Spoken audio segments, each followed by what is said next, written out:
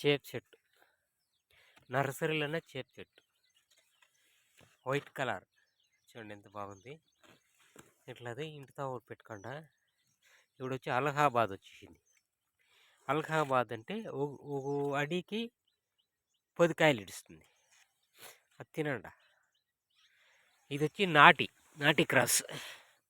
ఇదేం టేస్ట్ ఉండలే. ఇది మంచిద్దా, ముందు ఇద్దా ఉండింది. ఇప్పుడు వచ్చి హైబ్రిడ్ అలహాబాద్. ఇంత పెట్టుకోండి, కుండలో పెట్టుకుంటే కూడా చాలు. చూడండి పొండ అయిపోయింది. చూడండి షుగర్కి చాలా మంచిది.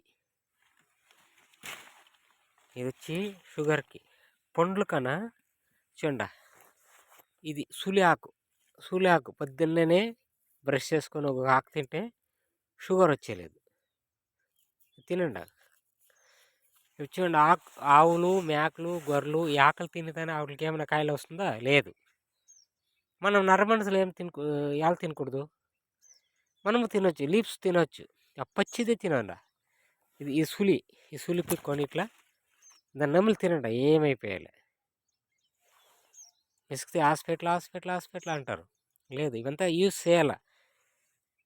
ఆనాటి మన పెద్దలు హాస్పిటల్కి పోతా ఉండరా? లేదు తానే ఇట్లా అంతా తినే వాళ్ళు జీవిస్తూ ఉండ్రి. ఇప్పుడు విసుకుతే చాలు, బాయిలర్ కోడి.